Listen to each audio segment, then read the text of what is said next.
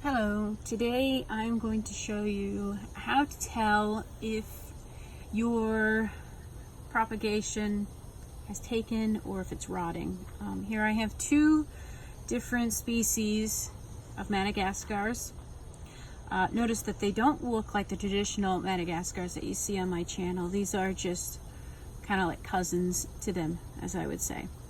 Before I begin, I just want to let you know I do have a group. It's called Madagascar Madness. It is on Facebook. The link to it will be in the description. Okay. Now, these are, I believe, the same species. They're just different variations. However, this cutting's a couple months old, or probably about a month old, and this is how the bottom looks. If you look real closely, I believe there are roots starting to come out.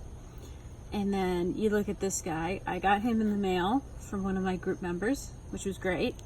However, since it's been sitting out here in what's supposed to be sunny Florida, it has gotten a little bit of rot, as you can tell right here.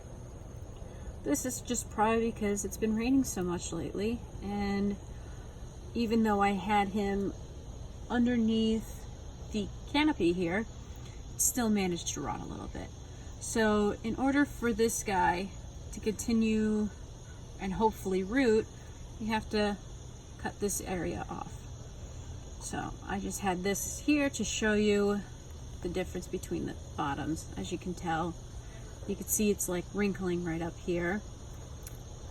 And on this one it's not. I've noticed that sometimes they'll be a little squishy, but they shouldn't have any rotting or, you know, any type of wrinkles at the base. So I'm just gonna put this guy down real quick. Okay, now you can tell this guy's still doing well because, you know, he still has green going on. He is a little bendy, not bad. But this has to go. So what I'm going to use for this is my trusty knife that's already been wiped off with alcohol, rubbing alcohol, and I have this take root. I have noticed that dipping the cuttings in this while it's being allowed to callus has really sped up the time. On this guy here, I have two of them. I have one that I coated with cinnamon powder, and then I have the one that I coated with this, and this guy's starting to shoot out roots, and the other one's not doing bad, but it's not shooting out roots, it seems. So that one's probably going to take a little bit longer. But in theory, it makes sense because this is a rooting hormone. Okay, so what I'm going to do is I'm going to set this down on a paper towel. Highly recommend doing this with welding gloves or any type of thick leather gloves because I just poked myself. However, I just don't want to get them out. But I do recommend that.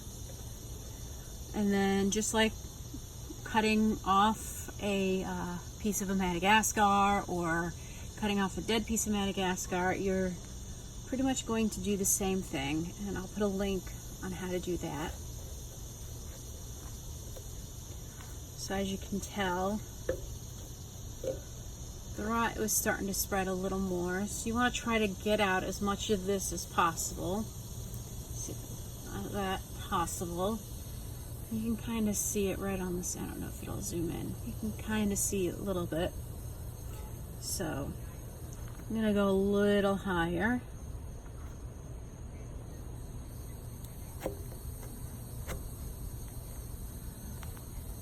And as you can tell, it looks a lot better. So now I'm going to just take the root hormone. Some people like to sprinkle it on. Some people like to dunk it in the jug. I like to put it in the cap. And then just kind of lightly coat it. And then sometimes I'll just rub it on there a little bit. Kind of give it a little bit of a coating. And then tap off any excess. And then I will let this dry, and then in about 5 to 7 days I'll set it on top of dirt and try to see how that goes. So if you see that your cutting has a little bit of what I would just consider wrinkles, or even maybe you can kind of tell a little bit that there's a little fuzz in there, so it was rotting. You can just simply cut it off. As long as you have a decent amount, as you can tell, this is a good couple inches. If you have like a smaller cutting, roughly I would say smaller than this, especially if it's very, very thin, it may not turn out so well. So the best thing is you want to try to get as much length as possible. So you want to just try to cut conservatively so you can make sure that happens. All right, and just out of curiosity, I want to see how far down this rot spread. So I'm going to cut right here. And that's where you can tell the rot is. It goes all the way down into here, and it's just mush. So